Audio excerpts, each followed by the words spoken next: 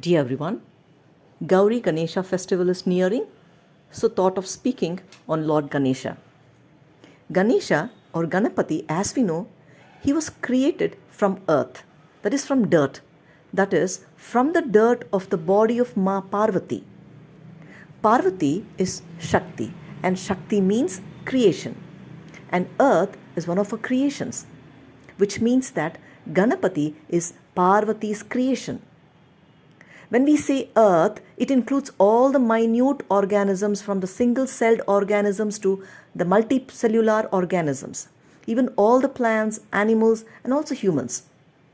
This is what Gana is. So, Gana means many or multiple beings or groups.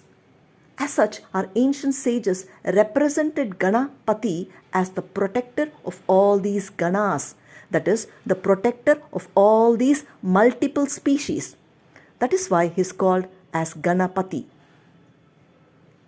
Now, both these energies, that is the energy of Parvati and of Ganapati, they are energies of creation, and that is why they are together. See, when we worship them even in our homes, we worship them together.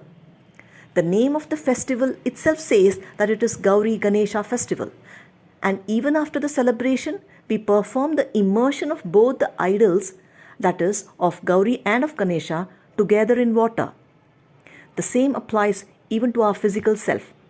Even in our body, both Shakti and Ganapati are together at the Mooladhara Chakra. Shakti here is called as the life force. The life force in the body is in the form of a coiled serpent at the Mooladhara Chakra. And Ganapati is the governing deity of this chakra. This chakra is related to the earth element. See, earth, as we know, is the solid-most element. Among the 5 fundamental elements, earth or Prithvi is the grossest form, and Akasha or space is the supplest form. The first nature of man is earth, that is material or matter, because man is a group of atoms, and so his physical nature is also matter. This gross nature of every being is that of food, growth, and reproduction. And this is the basic root of life. This is the very beginning of life. And in our physical self, this energy of Ganapati is residing at the beginning of the spine, that is at the Mooladhara Chakra. Mooladhara, Ganapati, is the very cause or the beginning of the universe. He is Jagat Karanam. Hence, Ganapati is worshipped as the Lord of all beginnings. Like when we start anything new, we worship him first. When we start any new enterprise or at the beginning of any new construction or beginning of any ceremony, and likewise. See, Ganapati is worshipped first at the beginning of anything new, because later on, if at all we encounter any obstacles, Ganapati will easily remove them, because Ganapati is the remover of obstacles. Now let's see how this energy removes obstacles in our physical, in our psychic and spiritual self. See, in our body, when we invoke this Ganapati energy at the beginning of the spine, that is at the Mooladhara, this energy, it rises higher and higher to its more subtler levels, and after becoming the subtlemost, it will then unite with Shiva at the Sahasrara. But this is not as easy as said.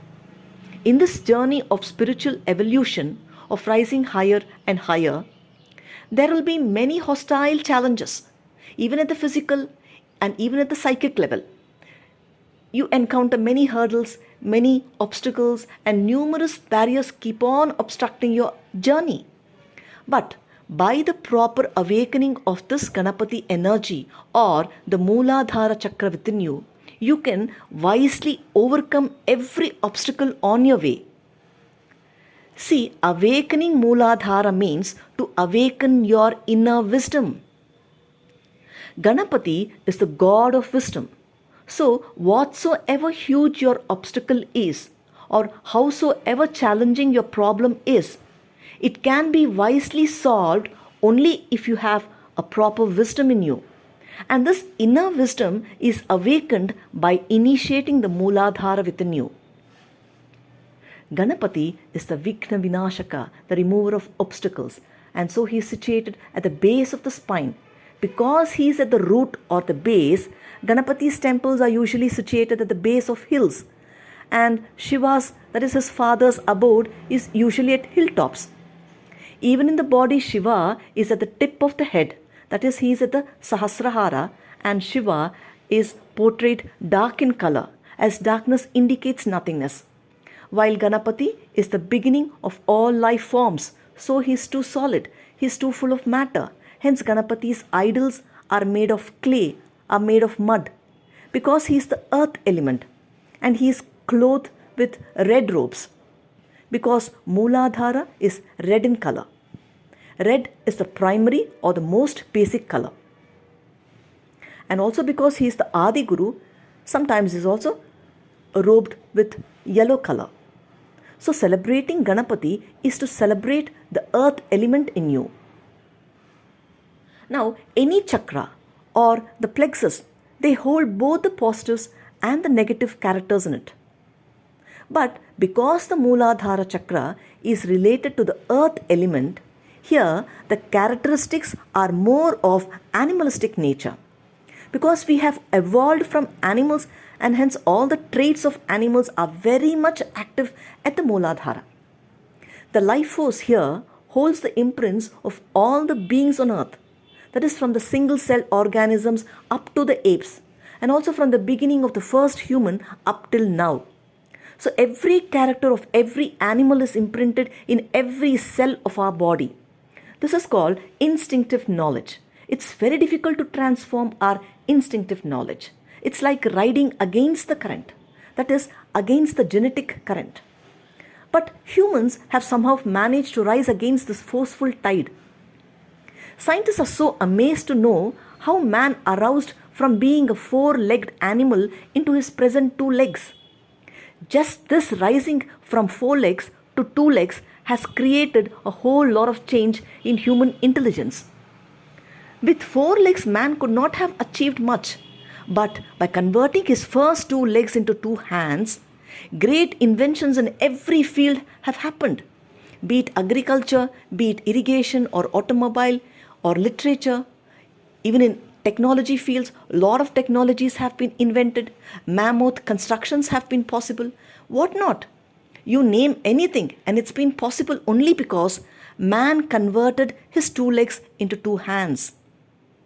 With our 2 hands, everything that we thought impossible has been made possible by us. Just by standing on 2 legs, we made the spine straight. And this has allowed the energy at the Mooladhara to rise to Sahasrara. This is not a small achievement. This is the greatest spiritual evolution of mankind. Just by standing vertically straight, man has achieved giant leaps in almost all arenas of life.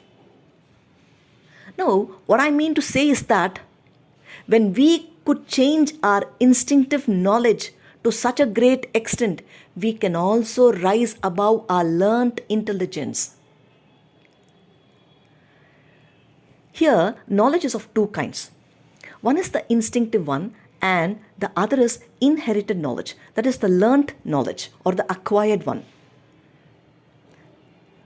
which is taught by the society, that which our children learn in the schools and universities, what we learn from the society at large. So, whatever intelligence we show pride of now, it's by large only acquired knowledge. See, the biological intelligence is almost instinctive, and the psychological intelligence is only borrowed intelligence.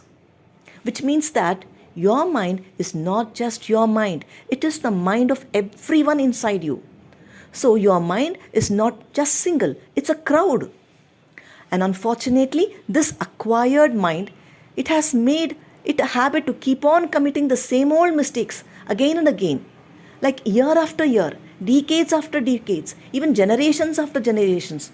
This is because everybody are just following just others like scapegoats, and they have lost their originality. Because learnt knowledge is not our original knowledge, it is borrowed or acquired from others. So, whatever knowledge we have, it is only borrowed knowledge. See, Ganapati's elephant head. You may know the story. His elephant head, it indicates that your knowledge is not yours, it is someone else's. It is of the society's, which means that your mind is not just yours, it is everyone else's. Which means you have no true head of your very own. You are living a borrowed life. This is what elephant head indicates. And only real wisdom, it is original. Wisdom, it springs from within. Wisdom is the voice of God. Wisdom is the voice of Ganapati. Learnt knowledge is the voice of the society. It's the voice of the crowd. And real or original intelligence, it stands alone. It needs no support. It needs no base. It simply springs from the being. So Ganapati's intelligence is of such worth. Ganapati is extremely wise. That is why he is called the Adi Guru. With such pure Guru's energy, when it awakens within you, you can rise above the gravitational pull of both the instinctive and the inherited knowledge. Ganapati is the god of wisdom. His knowledge is so profound that there goes a story like this. Once Lord Shiva and Ma Parvati gave Ganesha and Kartikeya, his brother, a challenge that they both had to circle the universe 3 times, and the one who finishes first will win the fruit of wisdom. Kartikeya immediately mounted on his Vahana, the peacock, and went around the universe.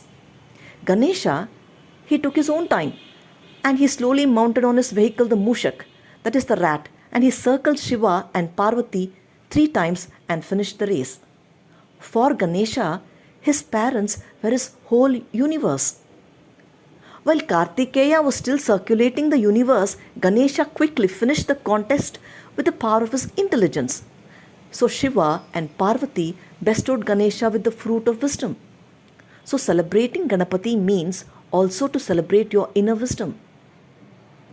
Because of his wisdom, the great epic Mahabharata, it was written by Vedavyasa, but it was actually written by Lord Ganapati, which means that the wisdom of Ganapati's energy in Vedavyasa, it was highly awakened, that Vyasa was narrating and Lord Ganapati was writing it. And thank you now for listening.